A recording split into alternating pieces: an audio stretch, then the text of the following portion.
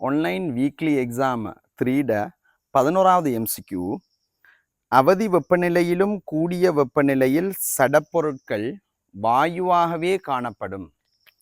இந்த கூற்று பிழையானது. ஏண்டால் ஒரு சடப்பொருள்ற அவத்தை வரைவு இவ்வாறாக அமையப்போது இங்க இவ்வாறுதான் பொதுவான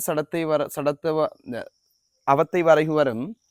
இப்ப இதுல லிக்விட், இதுல கேஸ், இதுல சாலிட், இதுதான் அவதி வெப்பநிலையா இருக்க போது இதை விட அதிகமான வெப்பநிலையில வாயுவாகவும் காணப்படலாம், அல்லது அவதி அமுக்கத்தை பார்க்க கூடவாக இருந்தால் அதி அவதி திரவமாக காணப்படலாம். அதி அவதி திரவம். ஸோ இந்த அதி அவதி திரவமும் அவதி வெப்பநிலையை விட அதிகம்தான். இந்த பகுதியும் அவதி வெப்பநிலையை விட அதிகம்தான். ஸோ இவன் சொல்றான் வாயுவாக மாத்திரமே காணப்படும்டா. பிழை என்றால் இப்படி ஒரு பகுதியும் காணப்படுது, இதுவும் காணப்படுது, வாயுவும் இன்னொரு பகுதியும் காணப்படுது. அதுதான் அதி அவதி திரவம். அங்கு திரவத்தை போன்று நெருக்கமாகவும் வாயுவை போன்று சுயாதீனமாகவும் இருக்கும். ஸோ அந்த அவத்தை வாயுவினுடைய நடத்தையையும் திரவத்தினுடைய நடத்தையையும் சேர்த்து காண்பிக்கும். அதனை நாம வாயுன்னு சொல்றல, சூப்பர் கிரிட்டிக்கல் ஃப்ளூயிட், அது ஒரு திரவம். ஆகவே அந்த கூற்று பிழை. என்ன, இயக்க சக்தி கூடினதால சுயாதீனம், அவை அமுக்கம் கூடினதால கனவளவு குறைவாக காணப்படும் அங்க, அதனால நெருக்கமாக காணப்படும், அது திரவம் மாதிரி காணப்படும். ஸோ வாயுவை போன்றும் இருக்கும், திரவத்தை போன்றும் இருக்கும். கூற்று 2, வெப்பநிலை அதிகரிக்க இயக்க சக்தி அதிகரிப்பதால் சடப்பொருள் உயர் வெப்பநிலையில் வாயுவாக காணப்படும். உண்மைதான். வெப்பநிலை கூடுகின்ற போது அது வாயு நடத்தையை நாடும், வெப்பநிலை குறைஞ்சி அமுக்கம் கூடுகின்ற போது திண்மத்தை நாடும். அதனாலதான் மேல போக வெப்பநிலை கூட வாயுவாக காணப்படுது. சூரியன்ல வாயுக்களாகத்தான் முழுமையாக வாயுதான் காணப்படுது.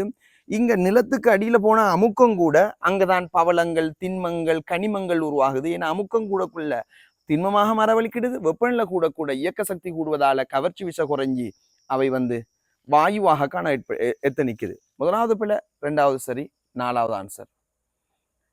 12வது, லட்சிய வாயு ஒன்றின் சராசரி இயக்க சக்தியானது வெப்பநிலை மாறாத விடத்து மாற்றமடையாது. எல்லா வசனங்களும் அங்க வந்திருக்கு. லட்சிய வாயு சராசரி இயக்க சக்தி வெப்பநிலை மாறாத விடத்து மாற்றமடையாது. ஆகவே அந்த வெப்பநிலை இங்க தனி வெப்பநிலை சொல்ல தேவையில்லை, நேர்வீத சமன் சொல்லல. ஸோ வெப்பநிலை மாறாத விடத்து கெல்வினோ பாய்சியோ மாற்றமடையாது. இது சரி. ஏனென்றால் சராசரி இயக்க சக்தி 3/2 இன்டூ போட்ஸ்மானின் மாறிலி இன்டூ டி வெப்பநிலையில மட்டும்தான் தங்கி இருக்கு. அடுத்தது, லட்சிய வாயு மூலக்கூறின் சராசரி இயக்க சக்தியானது அதன் கதிவர்க்க இடையின் வர்க்கத்துக்கு சமனானது. இதுலதான் பிள்ளைகள் பிழையா விளங்குற. லட்சிய வாயுல இயக்க சக்தின்னு அதை நினைச்சு கொள்றது 12 mc² பார் தான். கதிவர்க்க இடதான் அங்க வரும். இந்த கதிவர்க்க இடை எப்படி வந்துச்சுனால் அவங்க சொல்ற 12 mv² தானே இயக்க சக்தினா. இந்த v என்பது என்னென்றால் நாம சொல்ற URMS, அதாவது அரை m. இங்க விக்கு பதிலா என்ன போடலாம்டா, c² பார் ரூட். இதான் v. இதான் வர்ப்பிக்கும். அப்ப கதிவர்க்க இடை மூலத்தின் வர்க்கத்துக்கு தான் நேர்வீத சமன் இயக்க சக்தி. அப்ப இத நீங்க வர்க்கிச்சா ரூட் இல்லாம போனா இதான் வரும். இத c² ரூட் c² பார் வர்க்கிச்சா என்ன நடக்கும், c² பார் வரும். சோ கைனடிக் எனர்ஜி சராசரி இயக்க சக்தி என்பது 12 mc² பார்.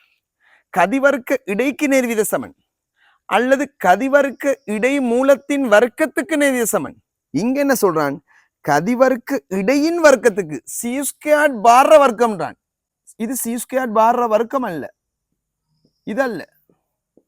c² பார் ரூட் அதர வர்க்கம், ரூட்டுற வர்க்கம். ஸோ நன்றாக நல்ல தெளிவாக நல்லா விளங்கிக் கொள்ளுங்க. இதை சொல்றது URMS, ரூட் மீன் ஸ்கொயர்ட். அதுதான் நம்ம படிக்கிறது. ஸோ அந்த கூற்று முதலாவது கூற்று சரி, 2வது கூற்று பிழை, 3வது ஆன்சர். 13வது, ஜெட்டன் ஹைட்ரோக்சைடு அலுமினியத்திலையும் கரையும், NaOHலையும் கரையும். ஆனா NaOHலையும் கரையும், அமோனியம் ஹைட்ரோக்சைட்லையும் கரையும். ஆனா அலுமினியம் ஹைட்ரோக்சைடு Na1 காரத்துல மட்டும்தான் கரையும், மென்காரத்துல கரையாது என்பது சரி. கூற்று 2 சொல்றான், ஈரியல்புடைய சேர்வைகள் வன்கார வண்ணமிலத்தோட தான் தாக்கமடையும், மென்காரத்தோட தாக்கமடைகிறல. ஏண்டா அதனுடைய அமில இயல்பு காணாது ஈரியல்புக்கு. ஆகவே மூல இயல்பு குறைஞ்ச மென்காரத்தோட தாக்கம் நடக்காது, வன்மையான அமில காலத்தோட தான் அவை தாக்கமடையும். ஏண்டா ஈரியல்பு என்பது மென்னமில மென்மூலங்களை விட அமில மூல இயல்பு குறைஞ்சது. ஆகவே வலிமையான அமில மூலத்தோட தான் தாக்கமடையும். அதனாலதான் அலுமினியம் ஹைட்ரோக்சைடு மென்காரத்துல அல்லது ஒரு ஈரியல்பு மென்காரத்துல கரைவதில்லை, மென்னமிலத்துல கரைவதில்லை. காரணம் அதுதான். சோ முதலாவது குற்றம் சரி, இரண்டாவது குற்றம் சரி. விளக்கம் முதலாவது ஆன்சர். 14 FeSO4 2010ஆம் ஆண்டு MCQ ABCD கூற்றது. இந்த கூற்று FeSO4.7H2O அதை விட அமோனியம் சல்பேட் .FeSO4.12H2O அதாவது இரட்டை உப்பு ஆனது சிறந்த முதல் நியமம். ஏன் சிறந்த நியமம்? இது சரி. ஏண்டால் FeSO4.7H2O முதல் நியமம் அல்ல என்று 2010 கேட்டிருந்தான். ஏண்டால் அது வழியால் ஒற்றியேற்றப்படலாம். முதல் நியமம் என்பது வழியில உறுதியாக இருக்கணும், ஒற்றியேற்றப்படக்கூடாது. இது ஒற்றியேற்றப்படும். ஆனால் இரட்டை உப்பு வழியால் ஒற்றியேற்றப்பட முடியாது. இரட்டை உப்புகள் பளிங்குகள், நீரில் நன்றாக கரையும், உயர் மூலதனி உடையது என்றதால சிறந்த முதல் நியமமாக இரட்டை உப்புகள் பயன்படுத்தப்படுது. ஸோ இரும்பின் ஒரு முதல் நியமம் இரட்டை உப்புல அடங்கி இருக்கிற FeSO4 அதுதான். ஆகவே முதலாவது கூற்று சரி. இரண்டாவது கூற்று இரட்டை உப்பு நீரில் நன்றாக கரையும், அதுக்காக வேண்டி இங்க முதல் நியமம் பயன்படுத்தப்படல. Feனுடைய இங்க பயன்படுத்தப்பட்டது அது வழியில் ஒற்றியேற்றப்படாது. இரட்டை உப்பு FeSO4 தனி உப்பு ஒற்றியேற்றப்படும். ஆகவேதான் அது பயன்படுத்தப்படுது. நன்றாக கரையும் என்பதற்காக வேண்டி அது பயன்படுத்தப்படலை இங்க. அப்ப விளக்கமாக இல்லை இரண்டாவது கூற்று சரி, விளக்கம் இல்லை. அதனால இது இரண்டாவது ஆன்சராக நம்ம சொல்றோம். இது 2014ஆம் ஆண்டு எட்டாவது எஸ்ஏல இந்த இரட்டை உப்பை தந்திருக்கான். N2H8 S2O8 சொல்லி தந்திருப்பான். அதாவது அமோனியம் சல்பேட் இரட்டை உப்பை தான். ஏன்னா Fe2+ முதல் நியமமா இதைத்தான் பயன்படுத்தலாம். அதெல்லாம் 2014ஆம் ஆண்டு எஸ்ஐல தந்திருக்கான். அது 15 கத்தோட்டு கதிர் குழாயில் கத்தோட்டு கதிர்கள் பயணிக்கும் பாதை பச்சை அல்லது நீல நிறமாக தென்படுகிறது என்பது சரி, தென்படுது.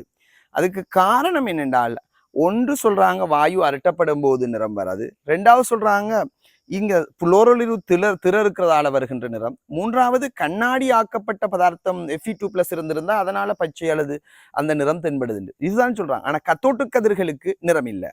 ஸோ கத்தோட்டு கதிர்கள் பச்சை நிறமானதுன்னா அது போல. ஸோ முதலாவது கத்தோட்டு கதிர்கள் நிறம் தென்படுகிறது என்பது சரி, ஆனா நிறம் இல்லை என்பது நிறமானது என்பது போல. ஆகவே மூன்றாவது ஆன்சர். நல்லா.